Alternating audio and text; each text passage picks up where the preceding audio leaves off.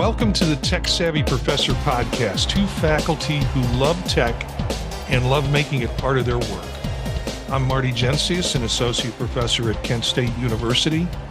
And I'm Eric Perry, clinical faculty at Southern New Hampshire University.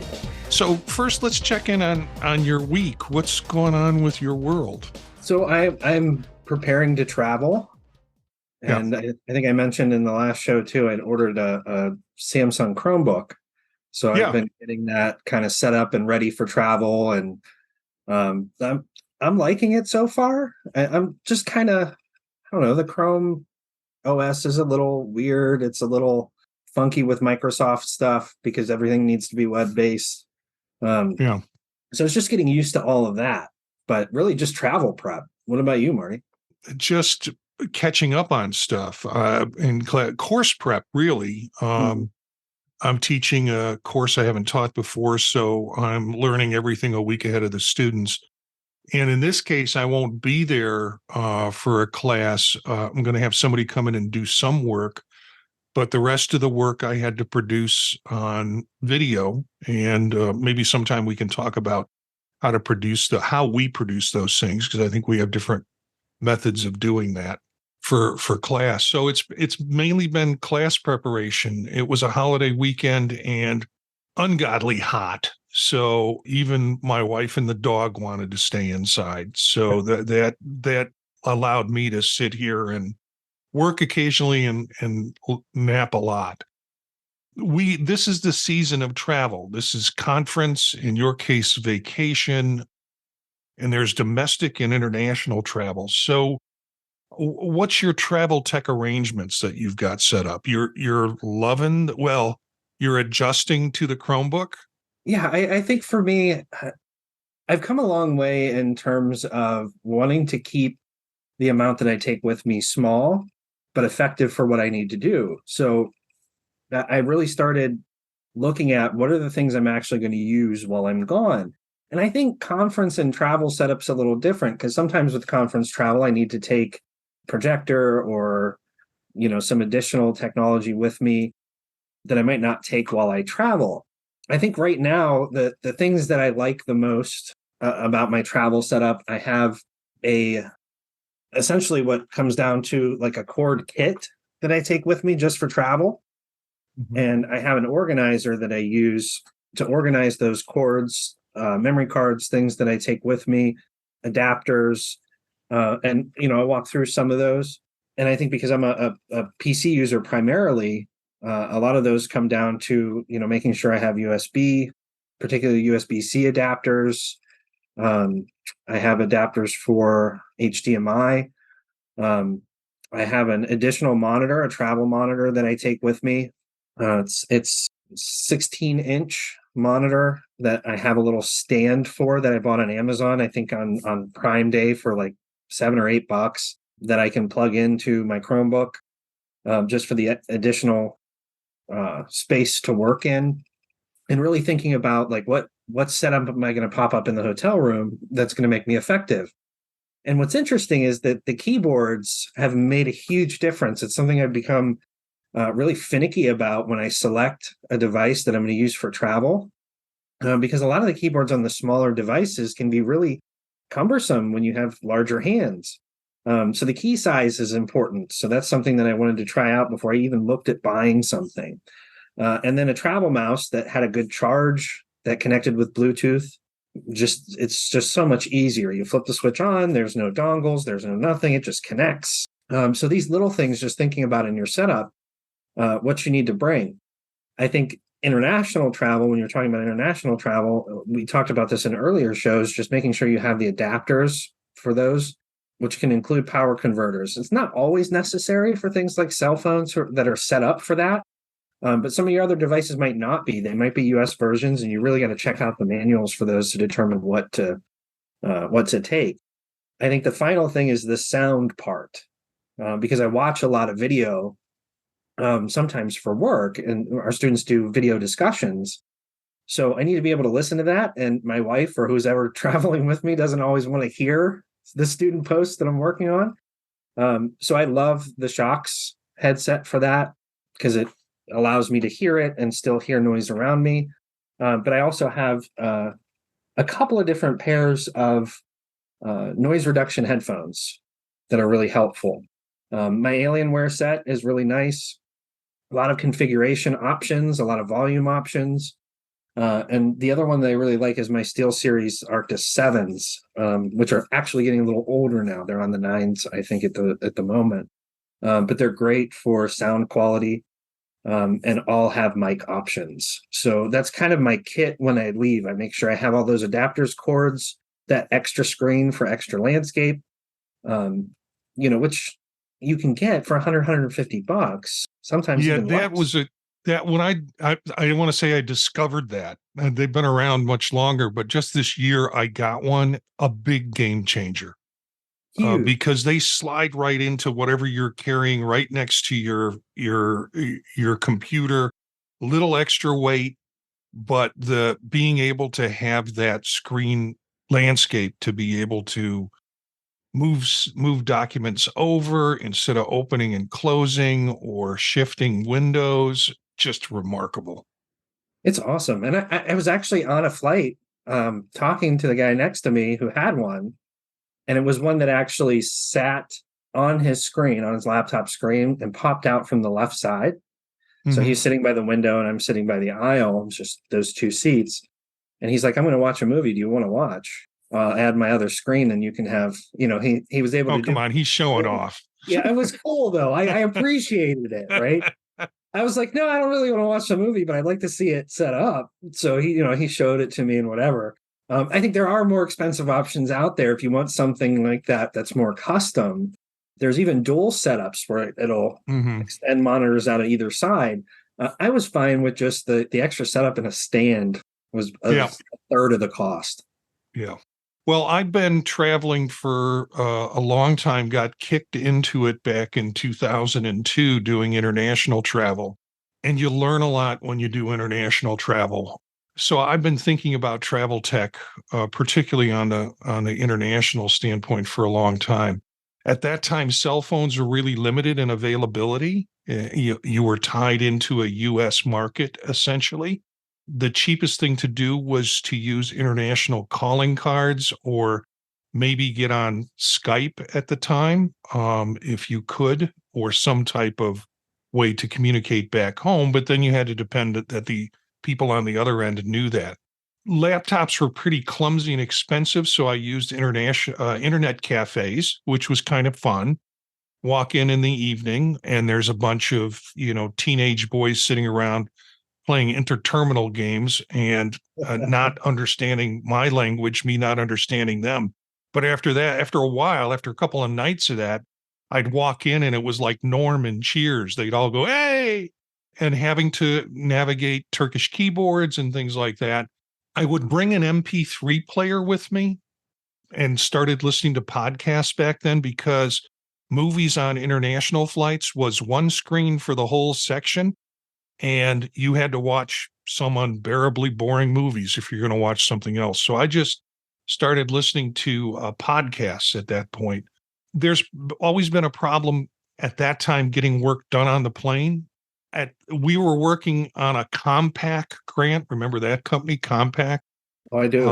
Who was the owner was a graduate of Kent State University, and they gave us what would be like Compaq Palm Pilots. Well, I was able to get a Bluetooth keyboard, one of those open foldable ones, Bluetooth it and do some writing, at least if I needed to do some writing and compose it that way. I started to buy unlocked phones that I could use internationally and would go to the country and get a local line set up on that phone so I could communicate with people who I was working with in the country on that particular phone number. But countries got tighter in that. They didn't want foreigners coming in and eating up all their phones and possibly doing some bad stuff, some bad agents coming in and having access to phone lines. And so they made that real difficult to happen. What I started using this was AT&T International, which you can put on for $10 a day, and it would be covered at least in the countries that I was going to. You mentioned about plugs, and there was a time where our adapters for our devices did not convert power like they do now.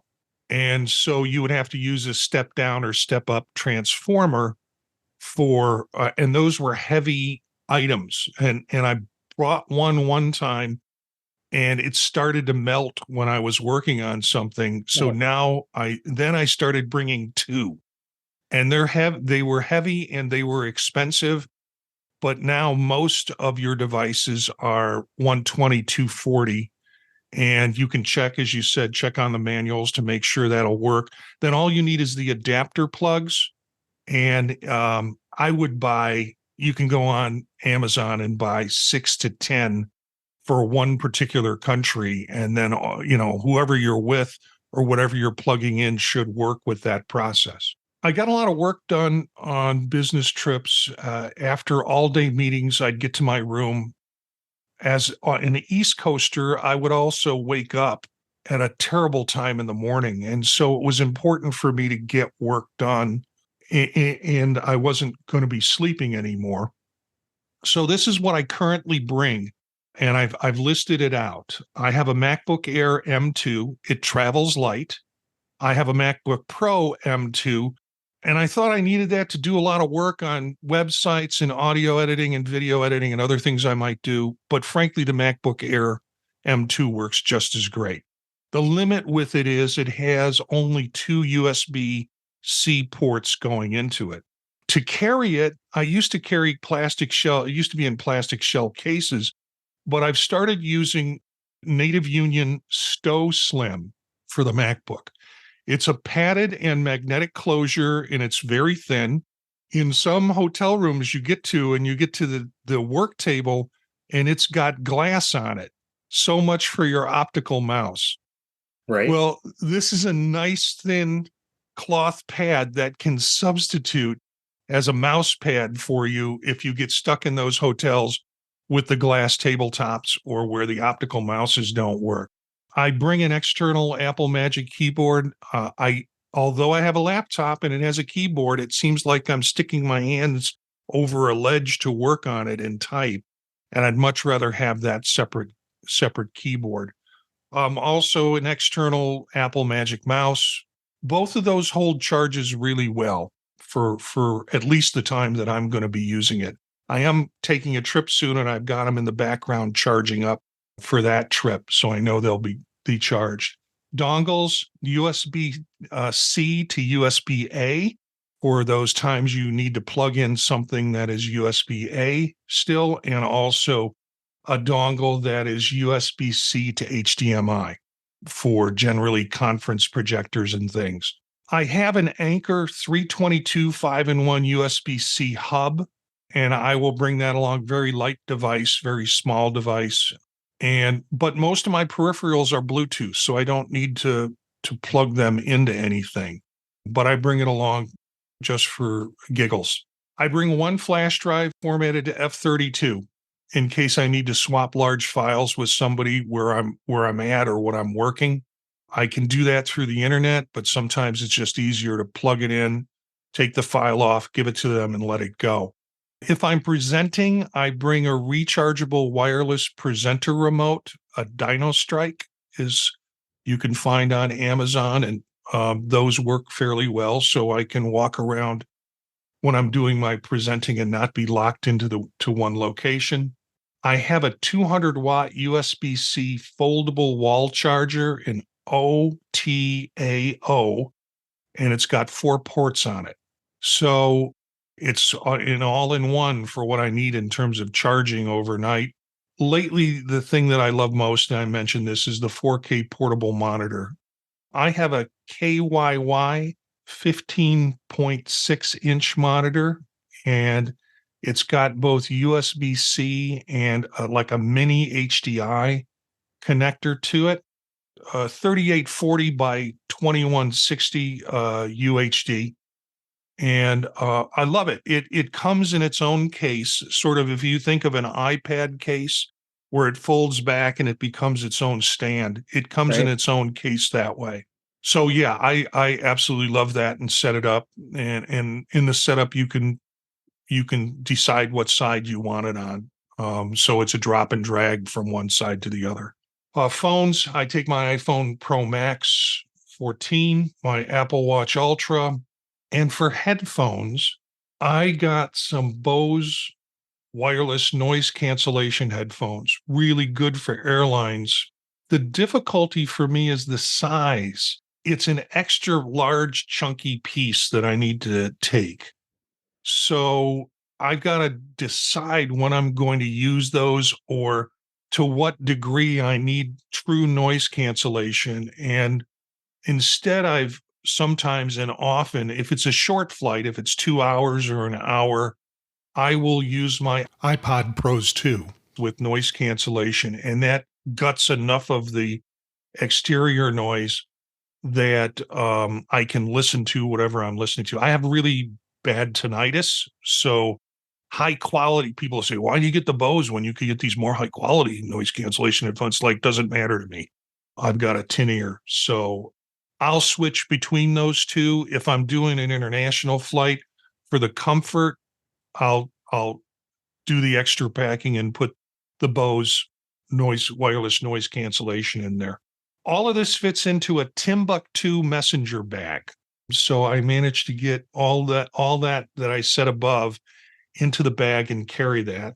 If I travel by car doing trips to Chicago, I might take my M2 iPad Pro. The reason I do that is because the place that I stay is an apartment that my sister owns that is not set up for wireless. So I need to have something that can connect to wireless in order to do my work. And the M2 iPad Pro has cellular in it. I can also, patch my phone on and go that route if I want to go that route. But I need to have something if I'm using my laptop, I need to have something that I can link to Wi-Fi, or I'm using the iPad Pro. When I'm traveling to Chicago, it's not a matter of weight. I'm not carrying it. It's all in my trunk. And then if you're traveling with a spouse, bring extra cables and bring extra charging stations because they will inevitably forget something. So I've purchased an Anchor 727 charging station. I talked about the Oda one that I have, but I purchased an Anchor 727 charging station, which has two power outlets, two USB-Cs, and two USB-As for charging. So I've learned to bring extra cables whenever Aileen and I go because inevitably we'll get somewhere and it's in the evening and she'll go, do you have an extra one of these? And I do. That's So, smart. Yeah. yeah. I had to travel really quickly after we took a trip. My wife and I had to travel for our residency, which is a week long in New Hampshire, and kept everything that I took with us just because I didn't have time to really repack. I only had a couple of days, got busy, threw everything in the bag, and then got the reputation as the cord guy. So, people would come up and say, hey, do you have this? Do you have that? Because I had all the extras and spares for her as well. Yeah. And the counter to that is then you get crap because why are you taking all this technology with you? Well, I'm supplementing you're not taking technology with you. And occasionally she'll say, hey, Marty, do you have one of these? And then she'll follow it up with, of course you do. So, there's a plus and minus to that. Anything else about travel tech? No, you were just talking about the noise canceling headphones and carrying those around, and that can be really tough to travel with. And I know there's a couple of brands, and I know Alienware, they'll fold up, but they're still large. Even just the carrying bag is huge. They're great noise cancellation, but they can be a pain to carry around. And the Buds the Buds Pro 2, which is the Samsung version, they're really difficult to get in my ear. Like they just don't stay in. They don't have the wingtips anymore that used to fit kind of in your ear a little more snugly. They do have a couple of different options on Amazon that you can order to add wingtips to those so they stay in better. And they also have different earpieces, the silicone ear tips that you can use that will allow it to sit a little more snugly in your ear. I like the sound quality. I like the noise cancellation. I don't like how they sit in your ear. So there's a big design change for those with the Pro 2s. Yeah, I went through a habit of purchasing every new noise cancellation earbud that I could find. And then one time went on a trip with my family and forgot my headphones. So I had to go to one of those boxes in the airport and, and bought for an ungodly amount of money some really good Beats earbuds. And that got me through the trip. And then of course, halfway through the trip, I found my headphones in some bag that I had packed, Right. buried. So I have a whole drawer of different types of earbuds down here. All of them, I think, Bluetooth, with the exception of a couple. So I think that's it for travel. For folks who are going to be doing travel, I hope you got some ideas, some things to think about next time you travel. I think Eric and I both agree that external monitor, which is slim and can fit in with any sort of computer bag that you have, is a game changer if you're planning on doing some work early in the morning or late at night, wherever you're going, or you need to do some work to do that, or if you just want to watch a ball game on MLB that your hotel TV doesn't get. So anyways, that's it for this show. Thanks for listening to us. And how can listeners get involved? If you've got a tech question, or maybe you want to try to figure out how to do something with technology, or if you have an idea to share, email us at thepodtalknetwork@gmail.com, or call and leave a message at 330-333-1240, and we'll play your question in the podcast and try and get an answer for you. Our bumper music is from Philip Gross, Rast. It's from the Free Music Archive. That's it for today's show. Thanks for subscribing to the Tech Savvy Professor podcast. Everything you need to know is on our new website, techsavvyprofessor.net. And so all this stuff we're talking about should be there in terms of how to connect with us. You can find us by searching Apple Podcasts for the Tech Savvy Professor. Look for us on Spotify, TuneIn, and Google Play Music. Look for our other shows like Circular Firing Squad on the podtalk.net. Thanks for listening to the Tech Savvy Professor.